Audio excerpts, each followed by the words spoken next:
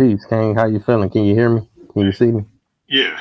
Hey, how's it going? Oh, okay. All is well, man. First and foremost, thank you for coming on the platform. It's definitely an honor. I appreciate you having me. Having me. It's always great to talk about basketball. So thanks for Right, giving me the right. platform to do that. Oh, no doubt, man. I love what you're doing. Uh, for the viewers who may not recognize you, let them know who you are and definitely Um, where you're from. yeah, yeah. I'm Adam Drexler. Been playing professional basketball for 7, going on 8 years now, and yeah, from Portland, Oregon, but moved to Houston. So I'm always repping those two teams. Okay, okay. That's what's up. Now, I got to ask you, when did you actually fall in love with basketball? When did you want to play ball? I always played throughout my childhood, but I never really took it seriously until I think I hit a growth spurt going into my freshman year of high school. And then I had another, I was what, around, I grew to like 6'1". And then my sophomore year of high school, I grew to 6'3". And that year I showed up and one of my trainer now, Jarvis Crab, he was like, "You're playing. You don't have a choice. You're playing varsity." So coach had me on varsity and I just fell in love with it. I wanted to compete and every day after that it was history. I was in the gym every day. That's what's up, man. That's what's up. And I got to ask you this.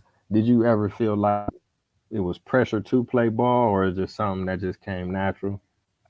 No, it just came naturally to me. It wasn't, my father never pushed me into it. He never, we were kind of raised to do whatever we kind of wanted to do, follow our passions. So I had to go to him and be like, "Hey dad, I'm really taking this basketball stuff seriously. Can you help me out, give me some pointers?" So he was happy about that because he loves to pass his knowledge down. So it was really cool that we got to bond over Yeah, man, definitely. I mean, that's a blessing, man. You got that. one of the greatest of all time. Just at your access like that. Yeah, it's So, definitely helpful. It definitely makes a difference. yeah, no doubt. Big shout out to your dad, man. He definitely put it down. Let Uh, me see. Now, what was it like? You played for the University of Houston. yeah, so I transferred there for my sophomore year. I had a red shirt, and then when I was eligible, that was when Coach Sampson took over. So I had 1 year with Sampson, and then after that, I went to go play pro in Japan. So it was really cool. I mean, U of H, we had a lot of guys like Daniel House, we had LJ Rose, we had definitely a lot of great players come through there. Damian Dotson. So it was really cool to get to hoop with a lot of those guys that like I've been playing against since high school. So it felt like just coming home. Yeah. That's what's up. That's what's up. Now, I guess physically, was it a tough transition going from high school ball to college ball, or was it kind of Uh, smooth for you? yeah, I mean, definitely. You go from being the number one option in high school. That's typically for everybody who goes to play in college. You're the number one. You're the guy. You get kind of the green light, and then you go to college, and now all of a sudden you're not the guy anymore, and that's something you really got to show, and then you got to change your game to where um, you might not have the ball in your hands, you might not have the freedom to go and play your game, so you kind of have to adjust. But it's one of those things where you definitely learn a lot from it. Even on my college team at U of H, I was all every team I've ever played on, I've been one of the taller guys. I'm a big guard. So when I got to U of H, I was still a big guard, but when I got to the pros, I was I'm no longer the tallest, one of the tallest players on the court. They got all these 7 footers, and so it's definitely an adjustment, but um, it's something every player goes through. It's just now people's athleticism and people's physicality is catching up with their skill. So college is a great adjustment. It helps you get ready for the next level. Wow, that's what's up. I appreciate you sharing that because a lot of people don't share that because that's like a humbling experience. Like you Uh, say, you go from being the man to having to, you know, not relearn, but kind of get back Mm. in gear for the next level of your career. Yeah. And some people can't make that transition, and maybe, you know, it's something internally, or they just might not be able to adapt physically, you know. Mm.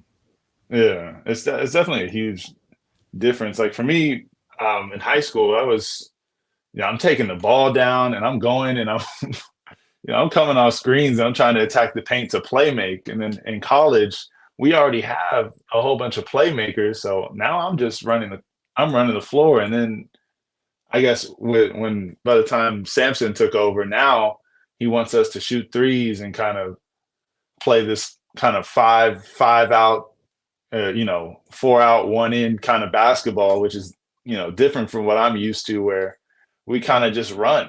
We're using our athleticism. So that's always what I've done. So it's kind of a different type of game. We're running different systems, but I definitely learned a lot from it, even though, I mean, that year was kind of weird for all of us. It was a big adjustment. Samson's first year, so he's trying to instill a culture in the team, and yeah, everybody else on the team is we don't know what's going on because we got a new coach. We got to adjust to that. So it was kind of an adjustment, and we didn't go very far or anything, but I definitely learned a lot, and then it definitely helped me when I went pro.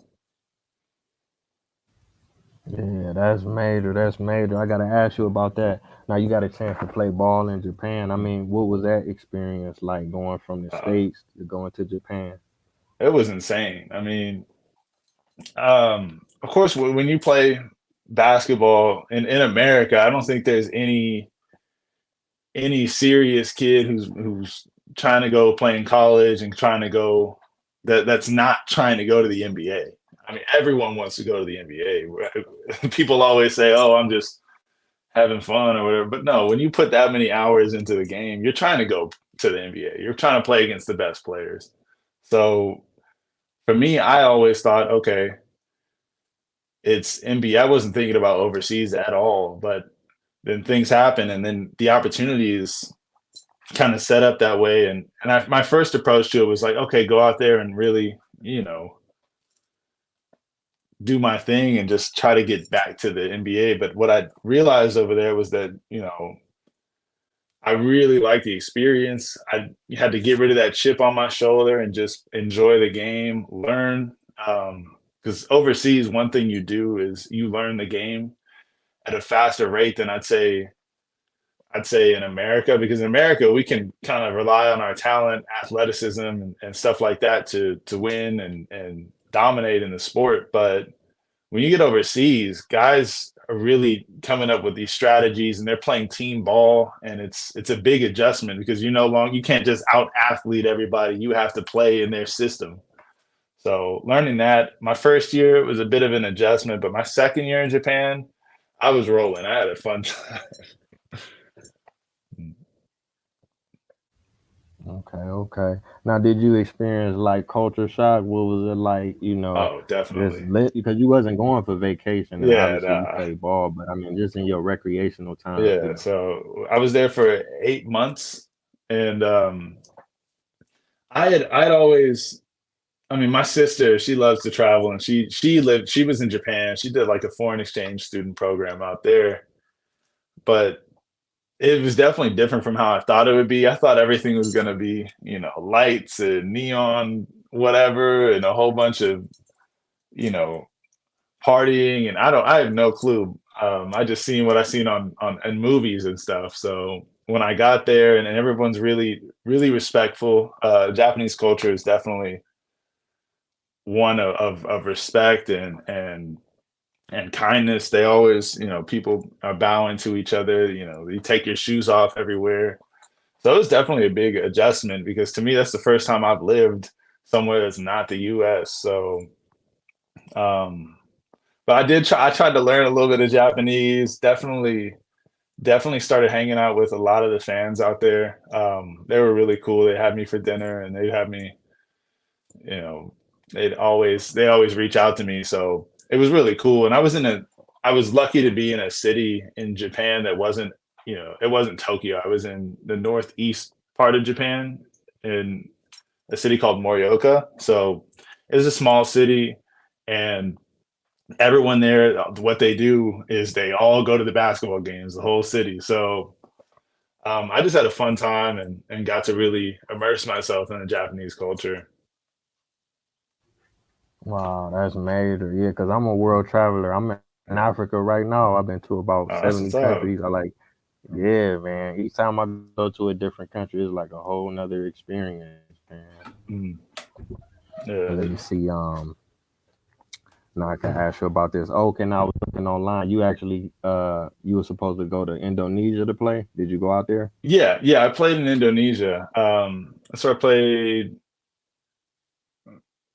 yeah, about yeah. It was um, year and a half ago. I played in Indonesia, and that was really cool. I mean, it's a lot different from Japan. But by then, I played in I played in Mexico. I played kind of at by that point I was used to it. So Indonesia was really cool because the fans out there are actually they go the extra mile. They come bearing gifts for every game. They come and hang out with you, and I actually made a ton of friends out there.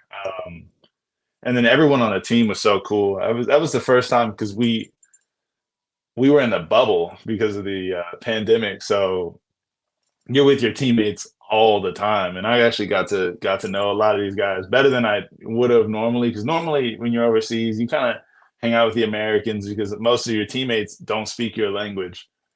But in Indonesia, it was just we were all kind of stuck together in the bubble, so we just hung out with each other all day. Got to know these guys, still talk to these guys. And you get to know them and their families. So it was really, really cool. I definitely enjoyed Indonesia. That's what's up. That's what's up. Mm. Man, and you said you got the ball in Mexico. Now, what was that like? Yeah, that was really fun. I think that was probably the closest you can get to more of like the G League atmosphere, where because a lot of guys will play in the G League and then they'll go and play in Mexico, um, just because the season's quick. Games are quick. It's 4 games a week, so and their import rules are like you can have 4 Americans on the court at once. So you're really just playing. It's basically G League basketball, I'd say, and that was really cool. I got to Oh, the coach was actually Fat Lever's son, who played with my father. So that was really really cool, and I had a fun time there. that's what's up. Now, And out of then those three, which one was your favorite in terms of basketball, and which one was your favorite in terms of just being, out in the city and kicking it? yeah, my favorite in terms of basketball, um, probably actually both. I'd say both were my second year in Japan. I had so much fun playing with that team. It was the swoops, and it was every day was like a just hanging out with your best friends. It was my teammates were so cool. We hung out all day. We just had a fun time, and even the coach was all cool. We just everything down to the management, the GM, the team owner. We were all like a little family, and we do everything together. And we would go to Disneyland and stuff like that. So we were just having a fun time. And then on the court, everything just meshed. I had the other two imports were a 6'9" guy from Canada who could really jump, so he was a lob threat every time down. And then my other import teammate, was a guy named Bingo, and he's from Houston. So me and him got along. He's 6'9" too, with a serious post game high IQ player. So they made it so easy for me coming in. That was my second year pro. But by that time, I dipped my toes into the NBA because I had the Rockets summer league experience. So by then we were playing at such a fun pace, and we all just kind of clicked.